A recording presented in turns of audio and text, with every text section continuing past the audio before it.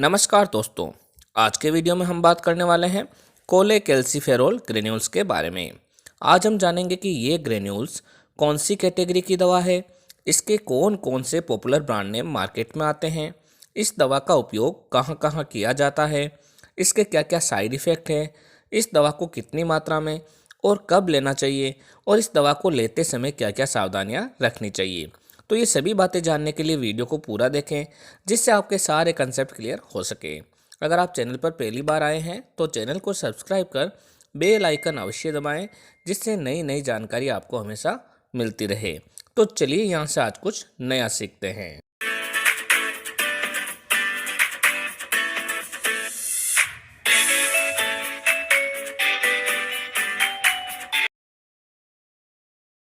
नमस्ते दोस्तों। कोलेकैल्सिफेरॉल, जो कि विटामिन D3 के नाम से भी जाना जाता है, ये विटामिन डी का ही एक प्रकार है जो हमारी स्किन द्वारा सनलाइट की उपस्थिति में बनाया जाता है तथा इसे डाइट के द्वारा भी प्राप्त किया जा सकता है। कोलेकैल्सिफेरॉल हमारे शरीर में जाकर हाइड्रोलाइसिस प्रक्रिया द्वारा कैल्सिट्रायोल में बदलता है, जो कि इसकी एक एक्टिव फॉर्म है।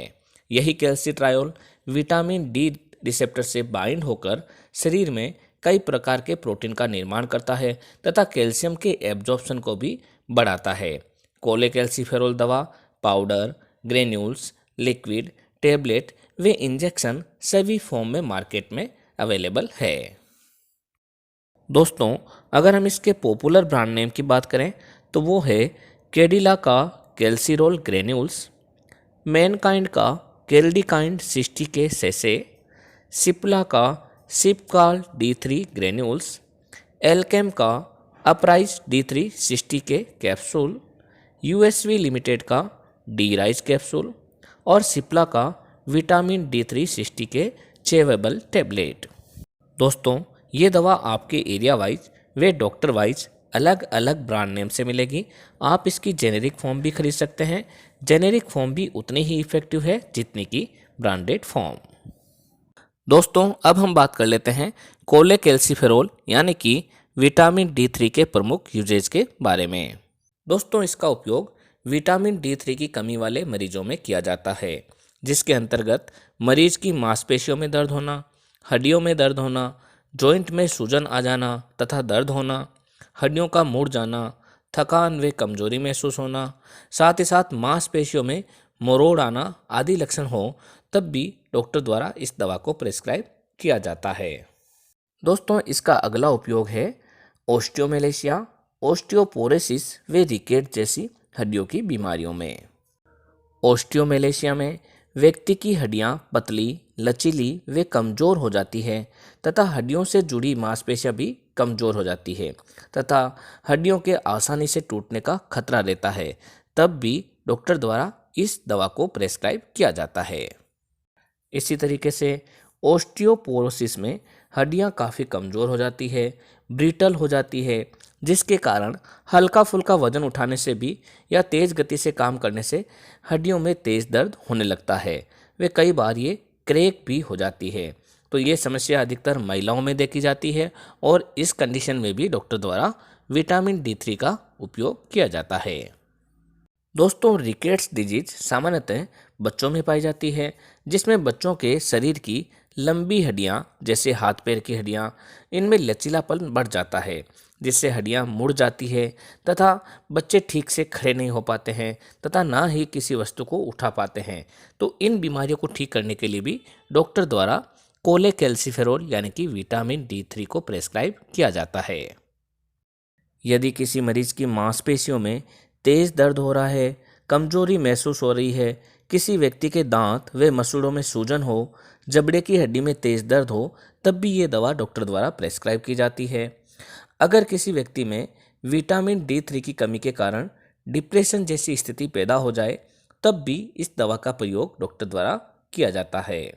इसका प्रयोग गर्भवती महिलाओं में अगर विटामिन D3 की कमी हो तथा कैल्शियम का प्रॉपर एब्जॉर्प्शन नहीं हो पा रहा हो, तब भी डॉक्टर द्वारा प्रेस्क्राइब किया जाता है।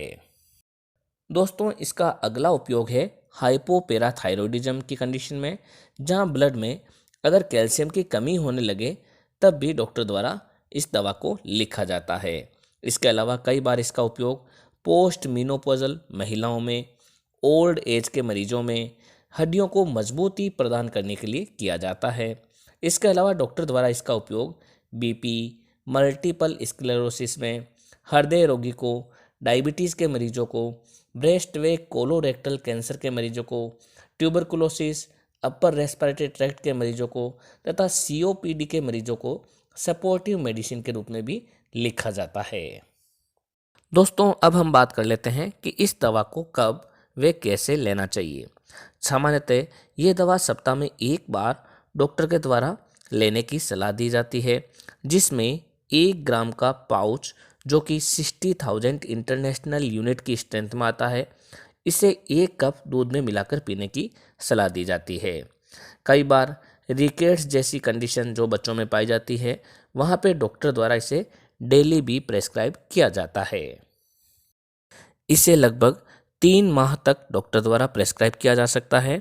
इसे हमेशा डॉक्टर के प्रेस्क्रिप्शन के अनुसार ही लेना चाहिए, क्योंकि अधिक मात्रा में लेने पर हाइपर विटामिनोसिस होने के चांसेस रहते हैं, यानी कि विटामिन D3 की ओवरडोज होने के चांसेस रहते हैं।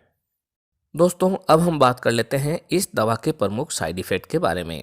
इसके प्रमुख साइड इफ़ेक्ट हैं कॉन्स्टिपेशन यानी कि कब्ज़ का होना, ब्लड में कैल्शियम के लेवल का बढ़ जाना, यूरिन में कैल्शियम के लेवल का बढ़ जाना, उल्टी होना, चेस्ट पेन होना, सांस लेने में दिक्कत आना आदि। अगर इसके अलावा कोई भी साइड इफ़ेक्ट मिले तो तुरंत इस दवा को बंद कर अपने डॉक्टर की सलाह लेनी चाहिए। तो दोस्तों, ये थी जानकारी कोलेकैल्सिफेरॉल ग्रैन्यूल्स के बारे में। जब भी कोई दवा लें तो अपने डॉक्टर की सलाह से ही लें। इसी तरीके के वीडियो देखने के लिए हमारे चैनल को सब्सक्राइब कर बेल आइकन अवश्य दबाएं, जिससे नई नई जानकारी आपको सही समय पर मिल सके। एक बार फिर मिलते हैं एक नई दवा की जानकारी लेकर एक नए वीडियो में। तब तक के लिए धन्यवाद।